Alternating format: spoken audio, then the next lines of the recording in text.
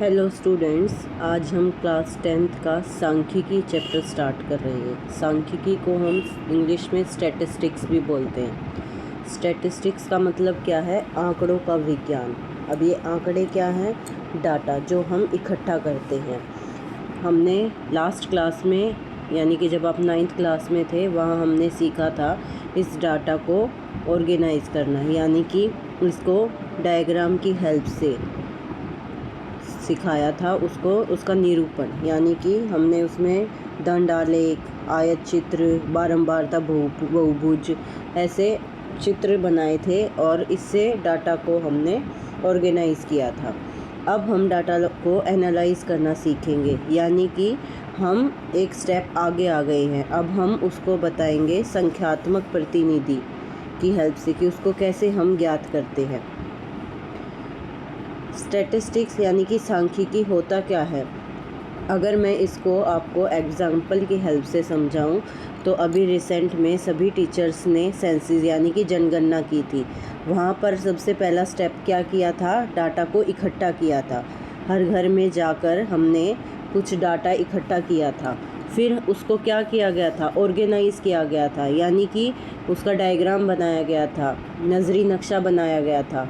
उसके बाद हम इससे कोई कंक्लूज़न निकालेंगे, जैसे कि हमारे देश में अब हाल फिलहाल कितने लोग हैं, यानी कि हमने उससे एक कंक्लूज़न निकाल दिया। हमने उससे और भी निकाल सकते हैं कि कितने हमारे देश में मेल हैं, कितने फीमेल हैं, कितने बच्चे हैं। तो सांख्यिकी एक अलग से ब्रांच है, यानी कि अभी आप मैथ के अंदर ही पढ़ रहे हो स्टैटिस्टिक्स को, लेकिन आगे चलकर मैथमेटिक्स अलग हो जाता है और स्टैटिस्टिक्स एक अलग ब्रांच हो जाती है। तो ये एक बहुत ही बड़ा टॉपिक है जिसको अभी आप छोटे लेवल पे पढ़ रहे हो। इसमें फर्स्ट एक्सरसाइज जो है 13.1, इसमें हम निकालना सीखेंगे माध्य। अब माध्य हम किसका निकालेंगे? आंकड़ों का। आंकड़े यानी कि जो डाटा आप इकट्ठा करोगे। अब वो डाटा जो है, वो आंकड़े जो हैं, वो वर्गीकृत भी हो सकते हैं और अवर्गीकृत भी हो सकते हैं। तो पहले हम सीखेंगे वर्गीकृत आंकड़ों का माध्य कैसे निकालते हैं हम, ठीक है। उसके लिए हम जैसे पहले से ही जानते हैं कि प्रेक्षणों का जो माध्य है, यानी कि उनका जो औसत है, वो हम कैसे निकालते थे? उन सभी प्रेक्षणों के मानों का योग कर देते थे और उसको भाग कर देते थे किससे? प्रेक्षणों की कुल संख्या से। अब हमने ये चीज़ सारी पहले कर चुके हैं। जो प्रेक्षण है उसको हम किससे डिनोट करते थे? x1, x2, x3, जितने हमारे पास डाटा होता था, अप टू सोन इन जनरल हम xn तक ले लेते हैं। और बारंबारता को हम हमेशा डिनोट करेंगे f1, f2 up to Son fn से। अगर मैं इन जनरल बोलूँ तो जो प्रेक्षण है उसको हम रिप्रेजेंट करेंगे xi से, और जो उसकी बारंबारता है उसको हम रिप्रेजेंट करेंगे fi से। अब ये पता होना चाहिए कि बारंबारता है क्या होती है बारंबारता? बारंबारता का मतलब है, जैसे फॉर एग्ज़ाम्पल हम प्रेक्षण x1 की बारंबारता बोल रहे हैं कि वो f1 है, तो इसका क्या मतलब है कि जो प्रेक्षण है वो कितनी बार आया है? f1 बार आता है। प्रेक्षण x2 कितनी बार आता है? f2 बार आता है। इसको अगर मैं किसी एग्जाम्पल से समझाऊं तो देखिए, जैसे किसी स्कूल की कक्षा 10वीं के 30 विद्यार्थी हैं, उनके गणित के एक पेपर में 100 में से कितने अंक प्राप्त हुए? जैसे अगर प्राप्त अंक कहें 10 कितने बच्चों के नंबर आए? सिर्फ एक बच्चे के नंबर आए 10। तो इसका मतलब जो x1 है वो तो कितना हुआ? 10, और f1 कितना हो गया? 1, यानी कि 10 मार्क्स सिर्फ एक बच्चे के आए हैं। उसके बाद जैसे 20 है, x2 की वैल्यू क्या है? 20, और उसका f2 कितना है? 1, यानी कि 20 जो मार्क्स हैं वो कितने बच्चों के आए हैं? एक ही बच्चे के। फिर नेक्स्ट देख लेते हैं 36 नंबर कितने बच्चों के आए हैं? 3 नंबर के। तो ये बात क्लियर हुई कि xi क्या है और fi क्या है। xi तो प्रेक्षण होते हैं और fi उनकी बारंबारता होती है कि वो कितनी बार आया है। अब हम वापस अपने टॉपिक माध्य पर आ जाते हैं। तो क्वेश्चन के अंदर हम माध्य कैसे निकालेंगे? पहले तो हम सभी प्रेक्षणों के मानों का योग निकाल लेंगे, यानी कि f1 और x1 को गुणा करेंगे। जैसे कि यहाँ 10 को किससे गुणा करेंगे? 1 से। 20 को किससे गुणा करेंगे? 1 से। और फिर इन सब को हम जोड़ देंगे। और इसको भाग किससे करना है? सभी प्रेक्षणों की संख्या से, यानी कि ये जितनी विद्यार्थियों की संख्या है टोटल कितनी है? 30। जब आप इन सभी FI को जोड़ेंगे तो आपके पास क्या आएगा? 30। तो इससे हम क्या कर देंगे? भाग दे देंगे। इसको हम इस उदाहरण से समझने की कोशिश करते हैं जो अभी हम जिसकी बात कर रहे थे। प्राप्त अंक हमें दे रखा है और विद्यार्थियों की संख्या हमें दे रखी है। तो आपको क्या करना है? सबसे पहले एक टेबल बनानी है, यानी कि सारणी बनानी है। उसमें ये जो प्राप्त अंक हैं ये चीज़ आप एज इट इज़ उतार देंगे। उसके बाद विद्यार्थियों की संख्या जो FI है उसको भी एज इट इज़ उतार देंगे। 2 कॉलम तो आपको क्वेश्चन के अंदर दे ही रखे होंगे। थर्ड कॉलम जो है FI XI, वो आप क्या करोगे? इन दोनों को मल्टीप्लाई करोगे। जैसे यहाँ पर 10 को 1 से गुणा करोगे 10, 20 को 1 से गुणा करोगे 20। इस तरीके से हर एक XI को FI से यहाँ पर गुणा करके लिखोगे और लास्ट में इन सब को जोड़ दोगे। जितने FI XI आए हैं उनकी गुणा को जोड़ना है और जितने FI हैं वो मैंने आपको बताया ही जोड़ोगे तो कितना आएगा? 30। फिर माध्य कैसे निकलेगा? इस समेशन, इसको बोलते हैं समेशन या सिग्मा। इस समेशन FI XI को किससे डिवाइड कर दोगे? समेशन FI से।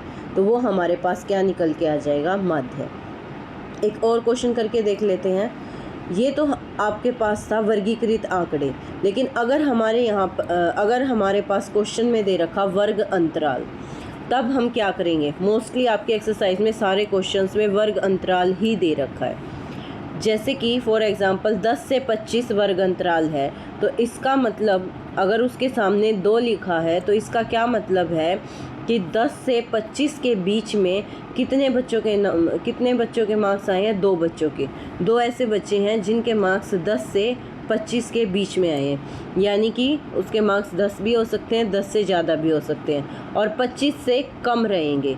अगर 25 या 25 से ज़्यादा हैं तो वो फिर कितने बच्चे हैं? 3 बच्चे हैं। अब यहाँ पर हमें XI नहीं दे रखा। जैसे पीछे हमने बात की थी तो XI हमें दे रखा था, हमें पता था एग्जैक्ट 10 कितने बच्चों के, 20 कितने बच्चों के मार्क्स हैं। लेकिन यहाँ पर हमें XI नहीं दे रखा, तो हमें इन ऐसे क्वेश्चंस में सबसे पहले XI निकालना पड़ेगा। वो XI आप कैसे निकालोगे? जिसको हम वर्ग चिन्ह भी बोलते हैं। ऊपरी वर्ग सीमा में निचली वर्ग सीमा को जोड़कर उसका हाफ कर देना है, यानी कि उसका आधा कर देना है, उसको 2 से भाग कर देना है। जैसे यहाँ पर पहला था 10 से 25। 10 से 25 में अगर आपको इसका XI निकालना है तो 10 में 25 को जोड़ोगे और उसको 2 से भाग कर दोगे। तो जैसे ही आप 10 में 25 जोड़ोगे 35 आएगा और 35 का आधा कितना होता है? 17.5। तो यहाँ पर XI की वैल्यू कितनी होगी? 17.5, यानी कि 10 और 25 के बिल्कुल बीच में क्या आता है? 17.5। वो आप कैसे निकाल सकते हो? इन दोनों को हमने जोड़ा और उसका हाफ कर दिया। तो इस तरीके से हर एक वर्ग अंतराल के लिए अब आप XI की वैल्यू निकाल लोगे। फिर से वही काम करना है, FI और XI को गुणा करना है, यानी कि 2 को 17.5 से गुणा करोगे 35 आ जाएगा। फिर 3 को 32.5 से गुणा करोगे 97.5 आ गया। इस तरीके से हर एक FI को XI से गुणा कर दोगे। फॉर्मूला सेम रहेगा, हर एक FI XI को हमने जोड़ दिया और उसको सिग्मा FI से भाग कर दिया, तो हमारे पास क्या आ गया? माध्य निकल के आ गया। ये हमने किस विधि से किया? प्रत्यक्ष विधि से। ये हमने माध्य निकाला किस विधि से? प्रत्यक्ष विधि से। तो हमने अभी तक क्या सीखा? सांख्यिकी क्या होती है, और उसके बाद हमने सीखा माध्य हम कैसे निकालते हैं। ये मैंने अभी तक आपको इंट्रोडक्शन दिया। माध्य हमने किस विधि से निकालना सीखा? प्रत्यक्ष विधि से। इस चैप्टर के अंदर 3 एक्सरसाइज हैं और फर्स्ट एक्सरसाइज में हम माध्य निकालना ही सीखेंगे, लेकिन माध्य निकालना हम 3 विधि से सीखेंगे। जैसे अभी मैंने आपको बताया प्रत्यक्ष विधि, एक हम सीखेंगे कल्पित माध्य विधि, एक हम सीखेंगे कल्पित माध्य विधि से, और तीसरा हम सीखेंगे पग विचलन विधि से। पग विचलन विधि से।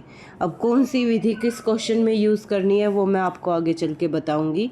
अभी हम प्रत्यक्ष विधि जो हमने सीखी है उससे क्वेश्चन निकालना सीखेंगे, लेकिन सबसे पहले आपको ये ध्यान रखना है कि प्रत्यक्ष विधि से माध्य का फॉर्मूला क्या है। तो माध्य का डिनोट हम किससे करेंगे, एक्स बार से, इसको हम बोलते हैं एक्स बार।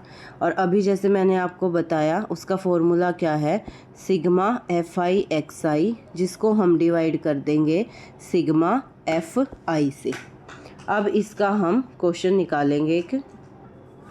देखिए अब हम एक्सरसाइज का फर्स्ट क्वेश्चन करते हैं। इसमें क्या दिया है, विद्यार्थियों के एक समूह द्वारा अपने पर्यावरण संचेतना अभियान के अंतर्गत एक सर्वेक्षण किया गया, जिसमें उन्होंने एक मोहल्ले के 20 घरों में लगे हुए पौधों से संबंधित निम्नलिखित आंकड़े इकट्ठा किए। प्रति घर माध्य पौधों की संख्या ज्ञात कीजिए।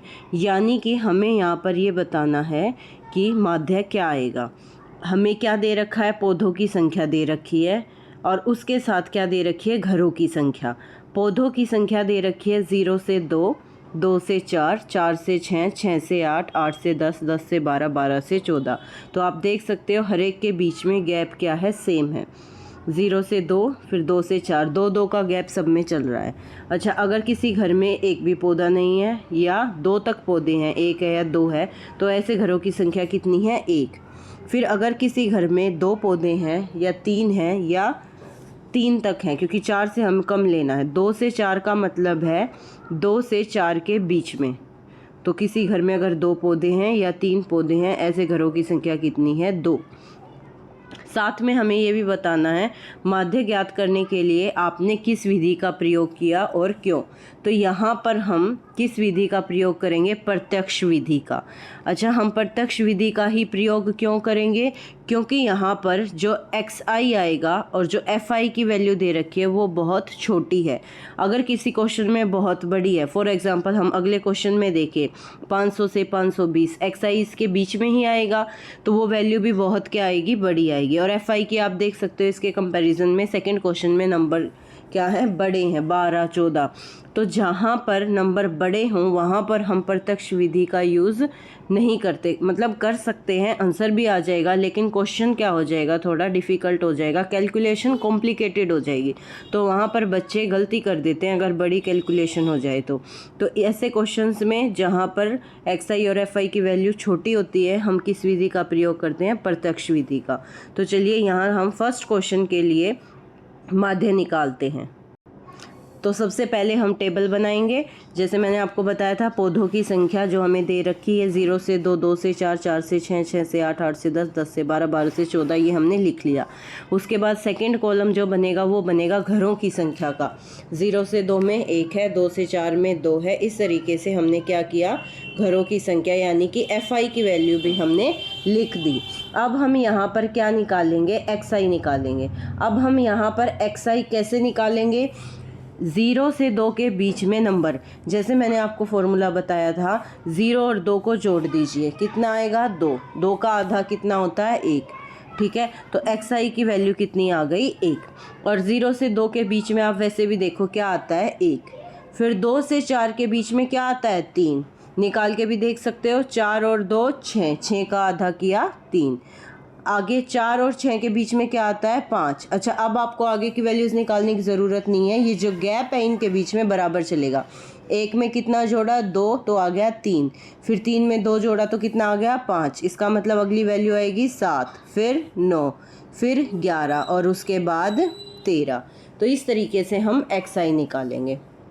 क्लियर, एक्स आई निकालना हमें आ गया। अब हम क्या निकालेंगे, एफ आई एक्स आई। ठीक है, यानी कि ये जो हमें एफ आई दे रखे हैं इनकी गुणा हमें किससे करनी है, इन एक्स आई से।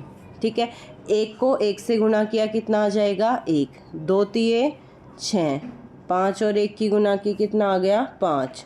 5 सत्ते 35, 6 नेम 54, 11 दूनी 22, 13 तिये 39।